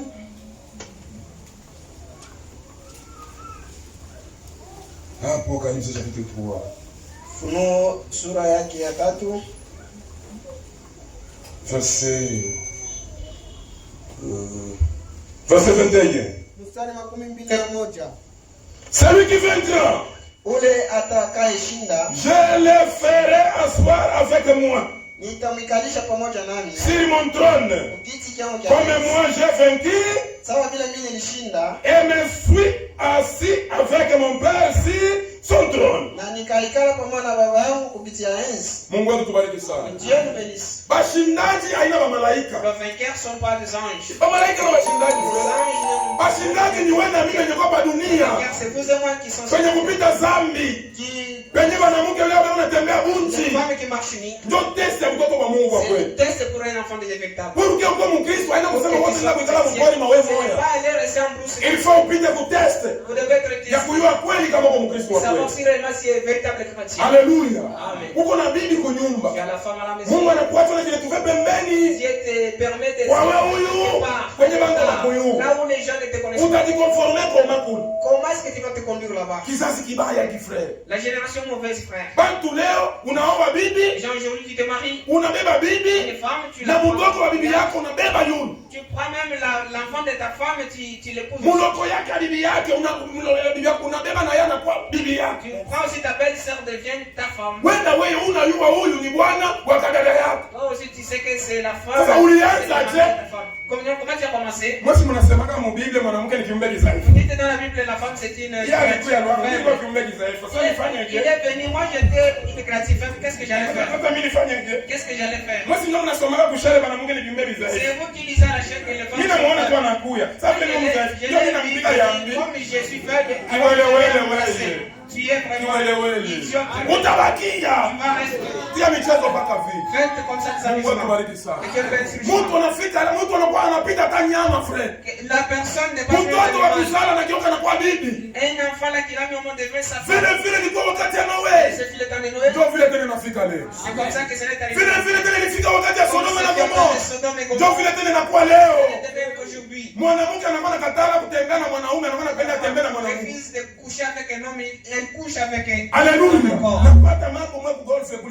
J'ai trouvé un problème au golf. Je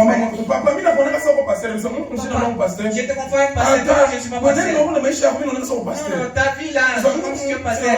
J'ai dit je ne suis pas pasteur. Malgré tu n'es pas pasteur, je sais que tu vas me conseiller. D'accord, que Dieu me dise. Tu vois ma fille là. Elle a tout, j'ai fait tout pour elle. Mais là, trouvé un signe, elle s'est rencontrée avec certaines personnes.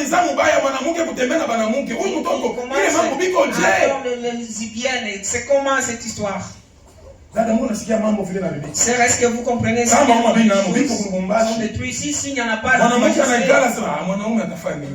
a dit, qu'est-ce que l'homme a fait? Il est déjà fatigué par des cuivres. La femme, entre elles, il se fait. C'est pourquoi les prédicateurs doivent citer Mungu haiti balâche faire mon ministère. Nous devons prêcher chaque chose à son nom. Nous devons citer chaque chose. Kama mwalufu kufa si tu dois mourir, mais kama mwakokolewa utaokolewa. si tu vas être sauvé, na kama unataka kuokolewa damu yako yule kichwa chako mwenyewe. Ça repose sur toi-même. Alléluia. Mtumishi wa Mungu atafutaki mkate. Le serviteur de Dieu, il ne cherche pas du pain. Yeko nobili volonté parfaite de Dieu. Il prêche la volonté parfaite de Dieu. Mungu wewe tubariki. Mavainqueur ni mwewe mwenye mtashinda hii dunia. C'est vous qui allez. Alors safari ya kumbingu ni karibu frère. Maintenant l'approche du ciel. Wakati tutaenda kumbingu bien aimé. Nous irons au ciel mes frères. Unajua wenyewe watakuwa protokole wetu? Savez-vous ce qui sera nos protocoles? Munabayu. Est-ce que vous le savez? Wenyewe watakuwa protokole bako wewe kama unatika kufuata Kristo. Si tu acceptes de suivre Christ. Ba malaika. Ce sont des anges. Ba malaika ndio watakuwa protokole bako. Ce sont eux qui seront vos protocoles. Il est 3 ans et demi, 3 ans et demi. 7 ans. C'est-à-dire une fête, frère. C'est-à-dire c'est une fête. Alléluia. Si vous devez vous rater kufanya ambiance mudunia juu ya Yesu Kristo. Si vous devez kunywa pombe juu ya Yesu Kristo. Sasa kule itakuwa ni malewa. Là-bas ça sera des l'ivresse. Alléluia. Amen. Itakuwa ni kula na kunywa. Mungu atubariki sana. Hapa dunia tu unakula na kunywa ndio kuishi. La terre nous mangeons, nous buvons pour kama tukuli na kunywa hatutaishi. Si on ne boit pas, mais kumbingu tutakula, tutakunywa, haina njia ya kuishi, mais njia ya furaha. Alléluia. Alors les anges alors. Ange. Alikuya. Unipe pas pomme pas. Viens apporte-moi du vin. Ce sont les anges qui seront les protocoles. Alors kaza safari. L'arrivée de Jésus est proche. Lorsque Jésus rencontre Zachée, il rencontre Zachée. Il dit Zachée. Aujourd'hui, je suis ton la visite est pour toi. La visite est à toi. Il est descendu de là où il était. Il est parti avec Jésus dans sa maison. Aujourd'hui, c'est son frère. Magharibi ya leo frère, Yesu anapita ndani ya nyumba yako. Mgeni umkaribishe ndani ya nyumba yako.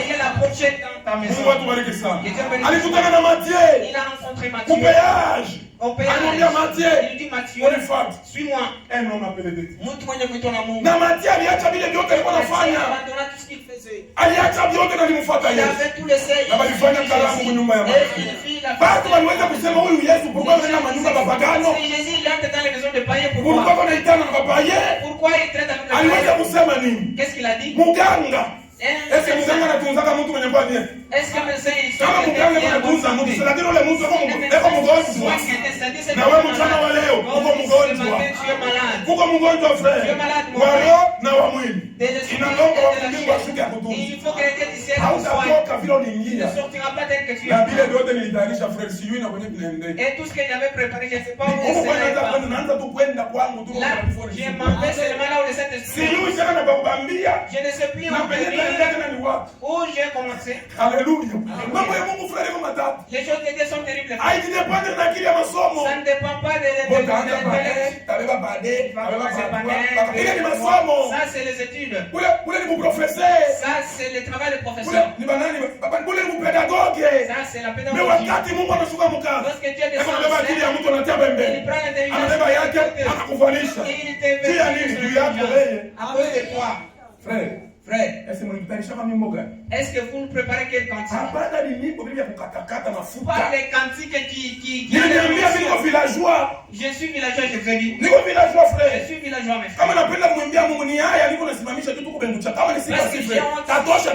Je vais enlever tous les habits. Je veux commencer à quitter ici. Je vais profiter ici jusqu'à là. Mais nous sommes en train, nous sommes mélangés. Aujourd'hui, nous sommes appelés à séparer. Nous sommes appelés frères. Que notre vie soit changée. Pourquoi? Jésus vient prendre son église. La parole, nous devons crier afin que les gens quittent les dénominations. Les dénominations, c'est quoi? Ilishanguka. Babylone alishanguka. Alors trompette kunalia. Sortez au milieu de mon peuple. Mwefez En effet, Mungu alituma watumishi wa Mungu. Dieu vient envoyer les serviteurs. Balienda dunia mzima Mungu tangaza neno ya Mungu. Alors bale watumishi wa Mungu. Nabii anasema ile Philadelphie ilikuwa ni âge d'amour. C'était un âge d'amour. Mwezi wa Mungu. Mungu alituma watumishi dunia mzima.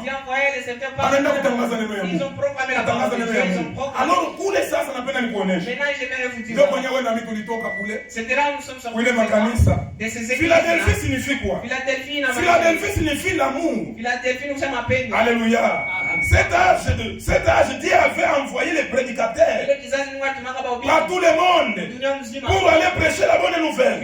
Et aujourd'hui, moi aussi je suis ici, pas pour faire une campagne d'un président, mais pour faire une campagne de Jésus-Christ. Alléluia. Et dans cet âge, il y avait les missionnaires. C'est que vous écoutez les missionnaires. Donc vous l'avez Alianza, en 1970 quelque. Alléluia. Même les missionnaires, vous les missionnaires. On les voit comme John Wesley. Et son frère Charles Wesley. On voit tout le ça. On les voit Wilfrid. On les voit Finney. On les voit Moody. On les voit Carré. Même les Livingstone que vous savez là. Même les Livingstone que vous avez étudié à l'école là. Il était un missionnaire. Explorer. Il était venu pour chercher son frère. Il est venu chercher son frère. Stanley. Que Dieu vous bénisse. Alors, l'église méthodiste, née à Philadelphie, par John Wesley. Alléluia. Église Nouvelle Jérusalem, née à Philadelphie, avec Swedenborg. Église Armée d'Israël. Église Armée d'Israël, née à Philadelphie, avec William Booth. Booth. Église des Adventistes. Église adventiste. Adventiste, c'est-à-dire quoi? Adventiste, c'est-à-dire le retour du Seigneur. L'église adventiste, par William Miller. Après, il s'est divisé en 2, à 3, à 4. Il s'est divisé en 2. Il y a une autre église. Adventiste du 7e. Adventiste 7e jour. Par Joseph Batt. Avec James et Helen Watt, ce sont les fondateurs de l'église du 7e jour. Il y avait une autre église qui s'appelle Mormon. Vous savez l'église Mormon? Et si vous savez cette église, les gens disent que cette église c'est l'église démoniaque. Bon, ce n'est pas ça. L'église Mormon, le nom de cette église, c'est le saint du dernier jour. Les Mormons. Les fondateurs, c'était John Smith. Si je ne me trompe pas. L'église scientiste a commencé avec Merbach. Tous ce sont les protestants. Ce sont là qu'on appelle protestants. Alors on associe oh mon Carmel, oh mon Carmel, oh des Oliviers, nous les appelons des protestants. Le mot protestant vient comment? Protestant, c'est un groupe qui s'était protesté dans un autre groupe. Amen. Ils s'étaient protestés où? À l'église. À l'église. Que Dieu vous bénisse. Est-ce que nous sommes ici? Ma kanisa yote qui protestait baba yao bale balitengeneza ba methodiste balitoka kanisa katoliki. À l'église catholique. Baliona ke katolika na nguka. Iko na maordre mubaya. Mais sikia sasa. Mais écoutez maintenant. Balitoka bien. Ils sont bien sauvés. Mais banabeba tena bya mama yao. Ils se sont les choses de leur maman, ils ont. Alléluia. Banabeba tena loti. Banabeba banatoka na loti. Ils sont sortis avec Mungu anaangalia kutoka natoka bien. Mais moi balitérienne. Ba methodiste, ba presbytérienne. Unatoka tena na loti. Vous êtes sortis avec l'autre. Amen. Amen. Anabali makanju. Ils ont pris des robes de croix. Ya katolika banatoka na. Ils sont sortis avec ça. Wakumbingu wanaangalia. Le ciel regarda. Attends. Dis non. Malgré kutoka mulitoka. Malgré vous êtes sortis. Mais mnabeba tena loti mnatoka Vous na. avez pris l'autre avec vous. Na nitapika. Je vous vomis d'abord. Mungu atubariki sana. Sasa leo Mungu akumbingu mapendo yake. Le ciel par son amour. Aliona tusikufe mzambi. Il dit que Anatutumia ujumbe wakati wa mwisho. Il envoie le message dans la fin. Haleluya. Anatutumia ujumbe wakati wa Il envoie mwisho. le message dans la fin. Mungu atubariki sana. Analamusha nabii William Branham. Anamupa message, asema mwende utarisha kurudi kwangu kwa pili. Mwenye itarisha kurudi kwa kwanza alikuwa nishabatiza. Wakati Yesu alikuja, mission shabatisa ilisha. Mungu atubariki sana. Wakati Yesu alirudi, anatuma tena nabii William Branham. Asema mwende utarishe kurudi kwangu kwa ma seconde venue. C'est le message que nous prêchons. Mais Branham aujourd'hui n'est pas là. Il a fait sa part. Dieu lui a fait. C'est ce que Branham a prêché. C'est ce que Franck a prêché. Alléluia. Amen. Franck a fait la vie avec bien ça. Mais Franck a prêché. C'est ce que Paul avait prêché. C'est que prêche Jean. C'est que Paul avait prêché. C'est que Branham avait prêché. C'est que Franck avait prêché. Et c'est ce que j'ai prêché ce matin. Alléluia. Inasema nini? Tokeni katikati yao. Babiloni est tombée. Babiloni est tombée. Sautez au milieu de mon peuple. Mwachane na michezo na mizaa. Séparez-vous des amusements. Hii trompette unasikia leo. Cette trompette que tu kaza roho yako. Mais uko chini ya laana. Donc tu es sous la malédiction. Uko chini ya laana frère. Vraiment sous la malédiction. Hii trompette uko chini ya laana kama tunatoka. Sous la malédiction si tu quittes. Laana ni nini? La malédiction c'est laana ni kukataa Yesu Kristo. C'est refuser Jésus-Christ. Voilà la malédiction. Mais ule wote mlikuwa ndani ya Yesu Kristo. Eko mukingo. Il est dans la protection. Mungu atubariki sana. Mungu atubariki sana. Na baba wote walishia wapi? Où est-ce qu'ils ont fini? Les protestants. Ils ont fini les courses dans les pentecôtistes. Unasikia? Est-ce que vous comprenez? Ils ont fini dans les pentecôtistes. Toute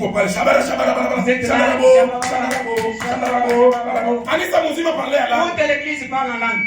La parole de Dieu dit que l'un parle, qui Alléluia. Na mwingine naye interprete. L'autre interprète. Neno ya Mungu. C'est ça la parole de Dieu. Hivi si tuko bodi si bote para matabo. Nous sommes ici, nous parlons tous en langue. Mtu ko naomba ko nafungula macho. Chandarabo. Mtu kama anapita mkashipika fupi chandarabo. Si quelqu'un il passe avec la mini il regarde chandarabo. Chandarabo. Papagano. Mtoke katikati yao. Alléluia. Muachane nabo mutengane nabo. Mtu mwenye anaitwa na Mungu. Eko anatoka. Mtu mwenye anaitwa na Mungu. Eko anachana, eko anatengana. Mtu mwenye anaitwa na Mungu. Kuko difference frère. Ule mtu anaitwa na Mungu. Maisha yake yanabadilika. Sa vie change. Alléluia. Yesu Kristo anaenda pembeni ya maji. Jésus-Christ était au bord de la mer. Anaenda kukuta Pierre na Zebede. Il a trouvé Pierre et Zébédée. Anaenda Zebede. Pierre, mon femme. Suivez-moi. Zebede akusemeka sema nende nilake kwa papa. Papa dit je vais dire voir au revoir à mon papa. Zebede akusemeka nende nilake kwa shangazi. Je vais aller dire au revoir. Zebede na Pierre baliacha vyote paka Ils papa. ont tout laissé là. Baliacha baba yabo. Ils ont laissé là. Banaenda banachomoka. Banaenda kumfuata Yesu. Ils ont suivi. Na wewe magharibi ya leo. Mchana wa leo. Ce matin. Yesu wewe unakuita. Jésus vous appelle. Ni nini kitakufanya bloquer kosa lèvement? Qu'est-ce qui va vous bloquer? Ni nini kitakufanya wewe bakie mzambi? Qu'est-ce qui va na kutaia mfano Mobutu? Je te donne l'exemple de Mobutu. Na maliza. Et j'ai fini. Nikutaia tena nini? Tu veux encore que je dise quoi? Nous voulons nous lever. Kanisa msimame. Église, levez-vous. Mungu wetu tubariki sana. Que notre Dieu nous bénisse richement. Ujumbe frère. Le message frère. Ni ujumbe wa mwisho wakati ya mwisho. C'est le message du temps de la fin. Yesu yuko naita bantu bake leo. Jésus appelle les siens. Atoke baachane na mfurugo wa dunia. À sortir de cette confusion du monde. Ni nani mwenye ataingia wa mwisho frère? Qui est-ce qui va entrer le dernier? Les bombes sont suspendues sur les engins aujourd'hui. Masila balisha kujiweka yulu leo. Les bombes sont suspendues. Masila balisha kujiweka sur les engins. C'est que vous me laissez là quoi de Poutine. Il est mort partout. Le Satan est suspendu sur les engins. Mais à cause de toi et moi, nous sommes encore sur cette terre. Mungu a bloqué le monde. Dieu bloque cette affaire-là. Il est mabunduki yote nye kwa mon pepo. Ces bombes-là qui sont vraiment dans des planètes. Muko mabombe, muko bitu Il y a mbaya des bombes yote. suspendues. Dieu kuharibisha hii dunia. Pour détruire Mais wakati wewe na mie tungali fa hii Toi et dunia. moi, en tant que nous sommes sur la Mungu terre, anabloke vile vyote. Dieu il bloque encore. Na iko nachunga wa mwisho ni nani mwenye Il atatoka? cherche le dernier qui va entrer. Anachunga ni nani atamini ujumbe wakati wa Il mwisho? attend qui est celui-là qui va Mwenye faire atakubali apokee Roho celui Mtakatifu. qui va accepter la Mwenye séparation. atatoka kupitia malako ya Abraham. Il va sortir par les premiers Kutoka na kuachana na Lot. sortir et se Kujisefare na bandugu babaya. Ulikuwa frères. napiganaka tu popo. Toi tu faisais Na Yesu wakati anakuita, kuanzia leo mambo tu kwa inaisha. Ulikuwa unapigana kama mteka. Yesu wakati anakuita, kuanzia leo mambo mteka inaisha. Ulikuwa unatembelea bwana babenye bitofu wazi. Na wakati Yesu anakuita leo, mambo ya kutembelea bwana babenye bitofu wazi inaisha. Conducteur, vous êtes où? Conducteur, où êtes-vous?